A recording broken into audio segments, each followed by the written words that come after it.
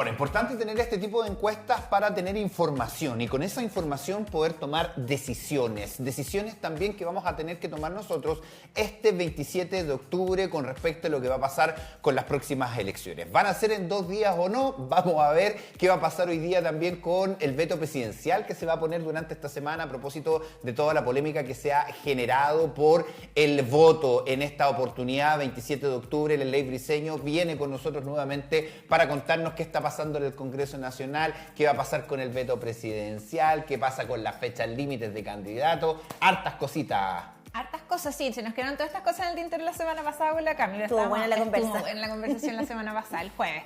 Pero claro, hay algunos temas que son importantes. Recordemos que estamos ya casi a 3 meses de la elección de gobiernos locales. Finalmente son gobiernos locales municipales y regionales.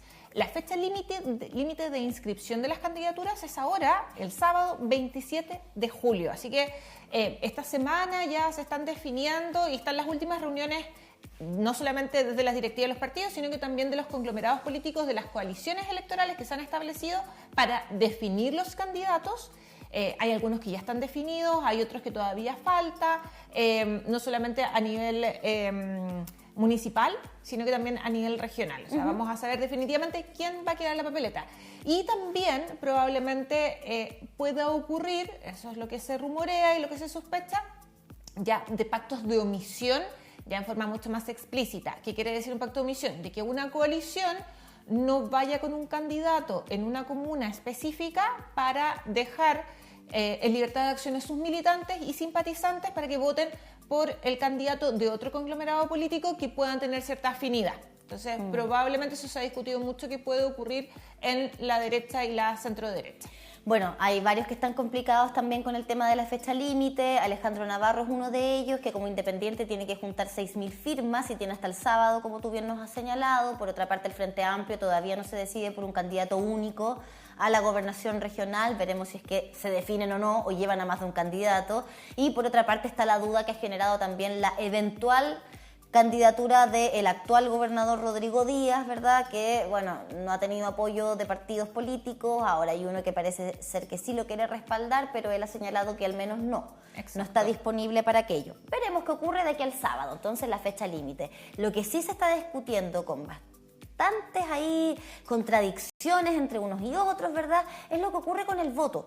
El voto sigue siendo obligatorio, ¿no? Sí. Sigue siendo obligatorio. El tema es para quiénes. Exacto, o sea, todavía tenemos una incertidumbre, porque pasamos de un voto, recordemos que esto no es de ahora, sino que recordemos un poquito lo que ha pasado con la modificación del sistema electoral propiamente tal de nuestro país, que teníamos un voto obligatorio, después pasamos a un voto voluntario, ya el 2012, si es que no me equivoco, fue cuando se establece el voto voluntario.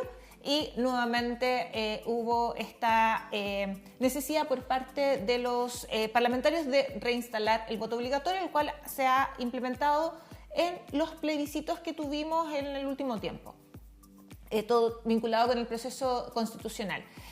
Y la duda es, bueno, ¿vamos a tener un voto obligatorio de verdad con multa? ¿Vamos a tener un voto obligatorio sin multa y que finalmente coloca un voto voluntario de facto?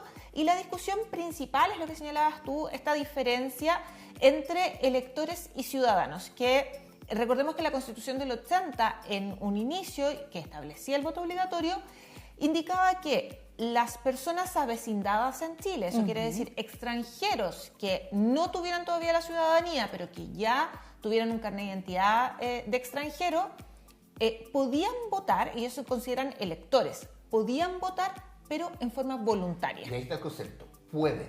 Pueden. No es lo mismo que deben. Exacto. Y ahí es donde está la discusión. Claro, nosotros como ciudadanos chilenos, todos los que son ciudadanos ya chilenos, y ahí la diferencia también, tenemos el deber de votar. Ya, y ahí, los por eso la artículos diferencia. que se analizan de la Constitución son el 13, el 14 y el 15. Y para ser exactos, vamos a leer textual, ¿verdad? Que el artículo 13 señala, entre sus disposiciones, que la calidad de ciudadano otorga derechos de sufragio, optar a cargos de elección popular y los demás que la Constitución o la ley confieran. Dice que los ciudadanos con derecho a sufragio que se encuentren fuera del país podrán sufragar desde el extranjero en las elecciones primarias presidenciales, elecciones elecciones de presidente de la República y en los plebiscitos nacionales. Y allí utilizan la palabra podrán. Exacto. Porque no están Podrán obligados. sufragar. No es obligatorio. Si yo soy una ciudadana chilena avecindada en el extranjero, no tengo la obligación de ir a votar. No hay multa. No hay multa. No hay multa, pero puedes hacerlo. Luego el artículo 14, en tanto, señala que los extranjeros avecindados en Chile por más de 5 años y que cumplan con los requisitos señalados en el inciso primero del artículo 13, podrán, Exacto. volvemos a la palabra, podrán ejercer derecho a sufragio en los casos y formas que determine la ley. Y luego, el inciso segundo del artículo 15 de la Carta Fundamental dispone: el sufragio será obligatorio para los electores en todas las elecciones y plebiscitos, salvo en las elecciones primarias. Y agrega: será una ley la que fijará las multas o sanciones que se aplicarán por el incumplimiento de este deber. Y ahí es donde empieza a surgir entonces la interpretación de la ley. Exacto. Se interpreta y ahí los abogados son especialistas en hacer esto. Uno lo ve desde, a veces no lo puede entender porque uno lo ve no desde la vereda de la ley, específicamente desde la Constitución. Sin embargo, hay que interpretar esto y decir, bueno, finalmente, ¿quiénes son los que están obligados a votar? ¿Son todos los electores, son todos los ciudadanos? ¿O tenemos que diferenciar finalmente entre un elector que es un extranjero finalmente que tiene la residencia y está avecindado en el país? Estamos pensando en personas que lógicamente tienen sus papeles en regla, claro, que tienen sus papeles en regla. No es que a cualquier persona pueda ir a votar, sino que personas que estén habilitados para sufragar. Probablemente muchos de nosotros, cuando vamos a ver si somos vocal, dice habilitado para sufragar. Entonces, hay una discusión interesante, o sea, más allá de lo que está ocurriendo para este tema coyuntural, que yo creo que la discusión ha sido, esto es una opinión, que ha sido muy tardía, sí efectivamente hay que mirar qué es lo que pasa con el extranjero avecindado. ¿Por qué? Porque Chile es uno de los países con mayor permisividad en ese sentido, o sea, un elector, un extranjero avecindado en Chile, puede votar en todas las elecciones, desde presidente, senador, etc. Sin embargo, en otros países, nos gusta mucho mirar el primer mundo, en otros países solamente pueden votar en elecciones locales, ¿ya? Lo mismo pasa con el votante chileno que reside en el extranjero, también ellos pueden votar en todos nuestros procesos electorales. Sin embargo, en otros países, para sus electores que viven fuera también hay restricciones, solo pueden votar en elecciones nacionales. Sí, bueno, recordemos que hubo toda la polémica también con los reos también en su momento, cuando se cambió de voto voluntario a voto obligatorio, cómo se generó todo esto también en el interior de las cárceles. Pero te pregunto en la práctica, en lo político, porque estamos hablando que aquí nos enfrentamos una ley, nos enfrentamos con la Constitución. Claro. Otra vez el concepto de Constitución, y sabemos que esos son procesos largos. Partimos con una idea de hacer en 2 días una votación y terminamos en esto, que debería estar listo de aquí al sábado. No sé si se llegue a concretar finalmente. ¿Cómo queda con un veto presidencial? ¿Qué significa el veto presidencial que se va a presentar esta semana? ¿En qué va a quedar eso? ¿Eso afecta la votación en 2 días? ¿Se va a hacer en un día? ¿Seguimos como estábamos antes, con voto obligatorio y multa? ¿Cómo quedaría eventualmente esto? A ver, es bastante complejo porque finalmente, bueno, el veto, recordemos que es una atribución que tiene el presidente de la República para no firmar finalmente una ley que sale del Congreso, ¿ya? Y que la despacha no le dice, ¿sabe que esto yo no lo...? O sea, en términos muy simples, ¿sabe que esto yo no lo firmo? Devuélvase al Congreso para que se discuta de nuevo. Y eso es lo que está haciendo ya Elizalde. Las últimas horas ha ido una discusión bastante exhaustiva con distintos y unas reuniones con los distintos presidentes de partidos, transversal, o sea, presidentes de partidos de la oposición como del gobierno, para llegar a un acuerdo y que esto se zanje de aquí al sábado, porque tiene que ser rápido. Pero efectivamente lo que tenemos ahora es que hay mucha incertidumbre, ¿ya? Si se veta lo que se resolvió, finalmente nos vamos a quedar con una elección de 2 días, elección de 1 día, con voto obligatorio, con multa, sin multa. Hay una sensación de incertidumbre de lo que finalmente va a salir, ¿ya? Porque si se veta y no se llega a acuerdo, nos quedamos con lo que teníamos antes. Pero quizás sería mejor analizar las posturas ante este debate. Leslie, ¿cuál es la postura del gobierno ante lo que se propone? ¿Qué plantea o cuál es la postura del gobierno, por ejemplo, ante un voto obligatorio para todos los electores que están habilitados para sufragar en Chile, entendiendo los extranjeros también? Porque hoy día para los extranjeros que pueden votar en nuestro país no hay multa si no van a votar. No hay multa, hasta el momento. Lo que quería el gobierno finalmente es que eso se mantuviera. ¿Por qué? Porque, bueno, hay algunos dicen que es con la calculadora política, porque señalan algunos sectores que el extranjero avecindado que tiene derecho a sufragio estaría votando mucho más por un candidato de derecha u opositor al gobierno que por un candidato afín al gobierno. Entonces el gobierno lo que quiere es que la cosa quede tal como está, Exacto. que no se le multe al ciudadano extranjero que puede no votar. Claro, Okay. que no vaya, cuando no va a votar. Eso es lo que busca el gobierno. Sin embargo, y ojo, y a la oposición lo deja en una postura bastante compleja. ¿Por qué? Porque pensemos de que si esto no se aprueba por votos de la oposición, esta fórmula, nos quedamos, la oposición queda muy mal parada porque finalmente por sus votos no se habría logrado aprobar la multa que busca poner nuevamente el Ejecutivo. Recordemos que de la Cámara de Diputados esto salió un mamotrecho bastante raro, porque era sin multa, porque le iban a dar el juez la atribución para que determinara. Y raro.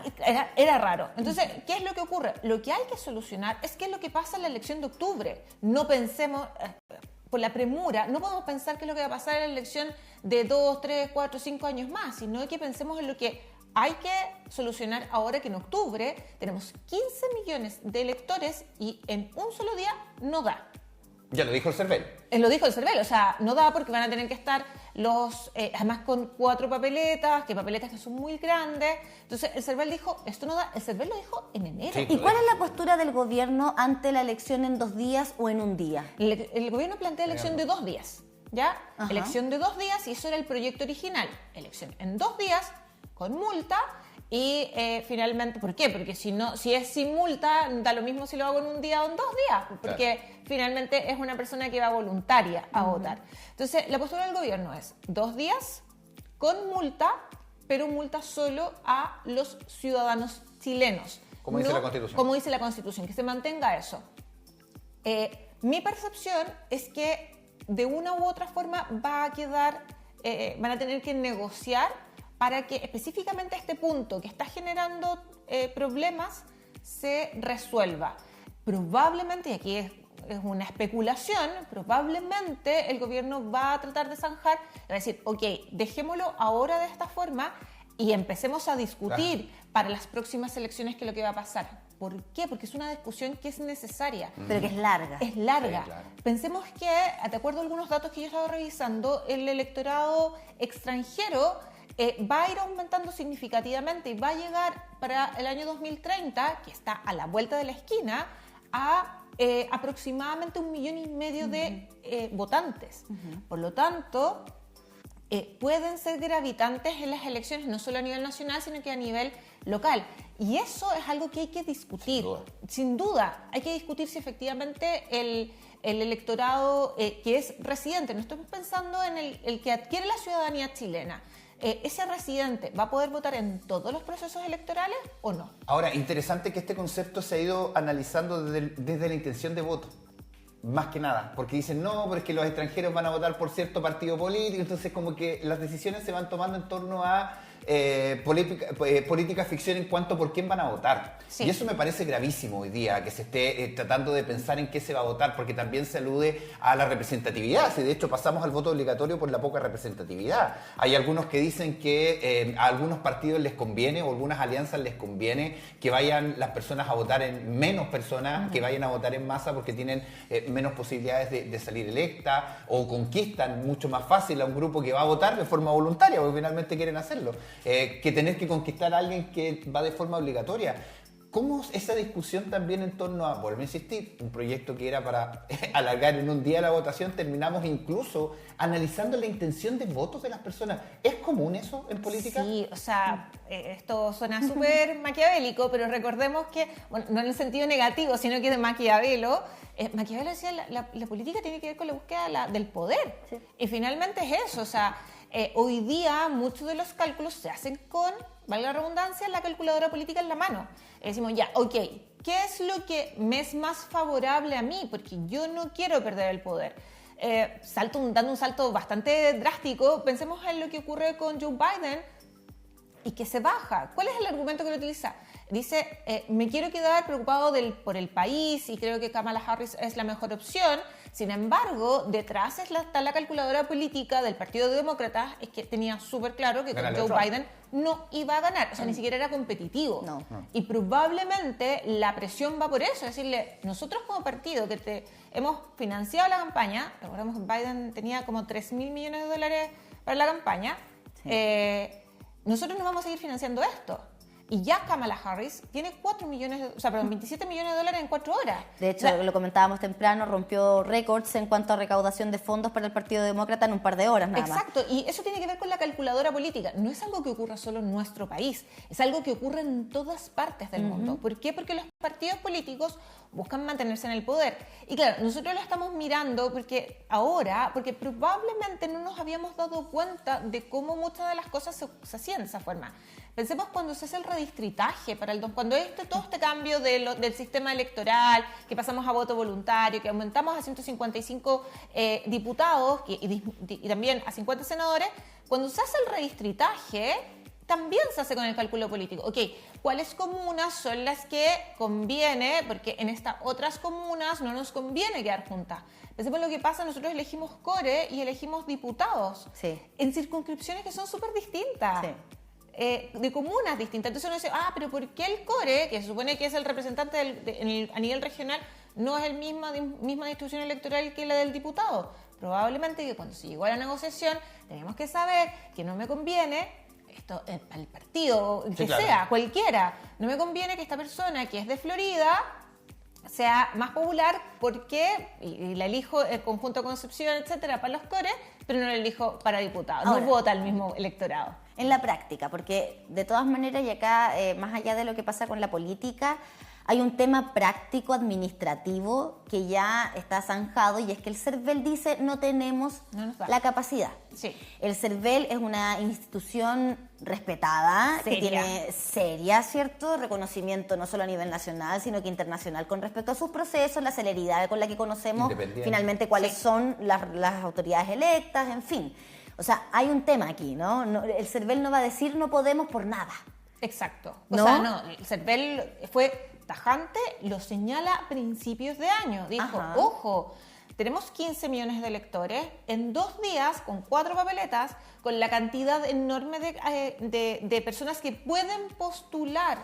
Recordemos que cada lista puede presentar hasta un candidato más de los escaños a repartir. Entonces, muchos. Ahora, en ese sentido, Les, preguntarte, este veto que el gobierno y que el ministro secretario general de gobierno, Álvaro Elizalde, ya ha dicho, estamos negociando, pero esto va, ¿podría permitir entonces que efectivamente salga del Congreso aprobada la elección en 2 días para octubre y dejar pendiente toda esta otra discusión que se le sumó? ¿Puede separar las aguas de alguna manera? Yo me imagino que sí podrán hacer algo siempre y cuando se haya esa negociación previa. Porque recordemos que muchas otras cosas se empezaron a sumar. En un principio acuérdense que después se empezó, es que hay que disminuir la cantidad de dinero de retribución. Que se le paga. El lápiz. Exacto. También el tema vinculado a la publicidad en medios regionales, cosa que no estaba dentro de la discusión original. Probablemente, o mi percepción un poco, yo creo es que el ministro, y así el senador Elizalde, el ministro Elizalde va a lograr negociar y decir, ok, tenemos que zanjar esto, y esto hay que zanjarlo, y dejemos todos estos otros temas, que es de una discusión importante, pendientes para más adelante. Y eso es probablemente lo que ocurra. Es muy probable, y esperemos que así sea, porque de todas maneras volvemos a insistir, esto es una piedra en el zapato, que es muy grande, o sea, que la propia institucionalidad te esté diciendo y advirtiendo desde principio de este año no vamos a poder con esto en un solo día de elecciones, no puede ser dejado de lado ni pasado por alto. Exacto, y no pasa por la capacidad porque muchos dijeron en su momento, no, es que hay que poner más locales de votaciones. No es solo poner más locales. Y no es voluntad tampoco. No. Sí, es que ahí está el punto finalmente, porque, claro, el CERVEL dio su postura, el gobierno la aceptó, pero fueron los parlamentarios los que llevaron toda esta discusión. Y ellos empezaron a enredar la cosa. Claro. O sea, perdón, pero... A eso voy. O sea, el CERVEL hizo su pega, el gobierno hizo su pega, propuso lo que le dijo el CERVEL, pero fueron los parlamentarios los que terminaron hoy día generando esta discusión. Discusión que, claro, comenzó en su momento con la idea de disminuir las multas.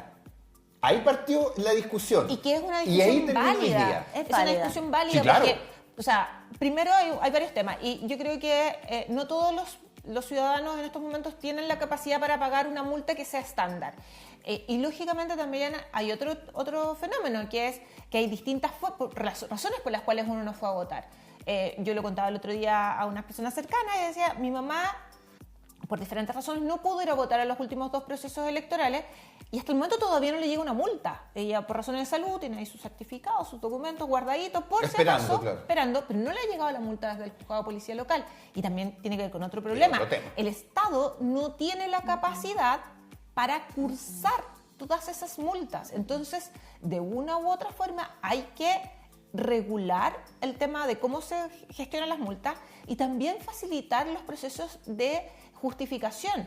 Y que eso también implique mejorar la forma de votar, porque nosotros hoy día votamos solo en forma presencial. ¿Pero era para hoy? No es para hoy, es para más adelante. Claro. Es que son muchos temas. Es que que creo hay que nosotros lo hemos revisar. conversado acá en Sí. algún momento. O sea, acá en Chile no se puede votar por correo. No. Acá en Chile no se puede votar adelantado. O sea, por ejemplo, en el caso, voy a poner a mi mamá, ojalá que no me esté escuchando. Saludos, tía. Mi mamá, por ejemplo, por temas de salud, no tiene problemas de movilidad y no puede caminar y finalmente no podía ir al local de votación en ese momento.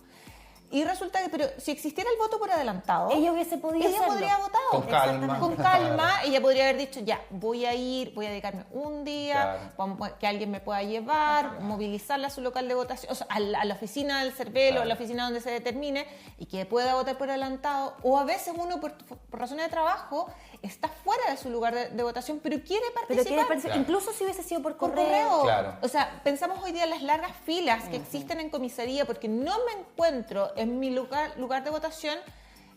También son personas que se van a justificar, pero si yo pudiera votar por correo, claramente que puedo solicitar con anticipación. O por un sistema. O sea, está además el tema de la capacidad de los juzgados de policía local, que no están dando abastos tampoco. O sea, yo creo que este tema del voto obligatorio asociado a una multa para quien no ejerce el derecho, ¿cierto? Y el deber además hoy día de votar, ha sacado a la luz muchas problemáticas a nivel de Estado, a nivel del aparataje público, ¿no? Lo que pasa con la capacidad de las comisarías, comisaría virtual que colapsó también en su minuto, ¿verdad? Lo que pasa con los carabineros escribiendo las cosas a mano todavía, esa cuestión es como Sí, que verdad. a uno le Sí. vuela un poco la cabeza, ¿no? Verdad. Pero por otro lado tenemos los juzgados de policía local, ¿cierto? Personas que cuántos años llevan esperando, como el caso de tu mamá, volvemos a mandarle un gran saludo, que está esperando que le llegue su multa, ¿verdad? Para poder presentar su documentación correspondiente. Ver también cómo están operando esos sistemas ahí, porque no están óptimos tampoco. ¿Cuántas personas que hoy día tienen su certificado, por ejemplo, de discapacidad, que reciben una Claro, no pensión está en línea. por tener discapacidad y que aún así les llegó una multa a su casa? Entonces, no están conectados los sistemas. Son Entonces, discusiones largas y hoy día lo que necesitamos resolver Es algo súper puntual. puntual. Sí, y ahí Entonces, está el Leslie, punto. finalmente ahí la capacidad de negociación del gobierno. Y te pregunto, ¿cómo está esa capacidad? Tiene poca capacidad de negociación. Se supone que con el Elizalde se iba a solucionar todo eso. Sí, porque Elizalde tenía un plus como ministro de que conoce muy bien el tejimaneje del Parlamento. Porque fue senador Fue muchos senador años. muchos años, tiene una experiencia y una trayectoria política, pero uno se llega a preguntar si efectivamente tiene hoy día la capacidad para lograr aunar todas las voluntades de los partidos políticos. Si bien el gobierno tiene, relativamente uno podría pensar que tiene sus filas alineadas con esto, tiene que conseguir una cantidad de votos importantes por el otro lado. Ahí, ¿qué es lo que va a hacer? Va a tener que desplegar toda su capacidad de negociación, probablemente utilizando alguna, entre comillas, una forma muy coloquial de decirlo, alguna moneda de cambio. Sí, claro. Ustedes nos apoyan en esto, pensando en la oposición, ustedes nos apoyan en esto y nosotros los vamos a apoyar en esto otro. Vamos a lograr los votos para que esto que ustedes buscan se Negociar. apruebe. Negociar. Y es súper importante. Muchas veces se habla y yo muy crítica cuando ocurren estas cosas, que hay mucha gente que habla y dice, no, es que se cocinó y la lógica de la negociación como algo negativo. Y la negociación es súper importante en política. Yo tengo que llegar a acuerdos porque si no, cada uno se va a trincherar en su sector y no vamos a salir. Y es un poco lo que hemos visto últimamente, no solo en temas de ahora, sino que en todo. Y probablemente, quizás, si la oposición negocia bien, podría negociar en torno a lo que son las leyes vinculadas con la seguridad que están entrampadas, por ejemplo, el tema de las reglas del uso de la fuerza, el tema de la ley sobre infraestructura crítica, del Ministerio de Seguridad, que esta semana también se tienen que discutir y probablemente ahí pueden decir, ya, ok, nosotros apoyamos esto, pero ustedes no van a seguir entrampando en torno a estos temas específicos. Y ahí hay una moneda de cambio que puede ser factible. La intransigencia, todos quieren ganar, como decías tú en un ratito atrás, y finalmente no se puede. Se puede. Y ahí es donde estamos entrampados como país también con muchas cosas que parten muy básicas, una elección que quería hacerse en 2 días y terminamos hoy día con una discusión mayor producto de lo que se está haciendo en el Parlamento. Así que, Lesley, como siempre, muchísimas gracias por estar acá. Muchas gracias a ustedes. Nos vemos pronto. Nos vemos prontito, prontito. Hay harto. A todo esto, vea la conversación del jueves con Lesley y conéctela con la de hoy y así tenemos el panorama completito. Son las 11 de la mañana con 4 minutos, nos vamos a separar cortito en una pausa comercial y ya regresamos con mucho más para ti en Matinal Nuestra Casa.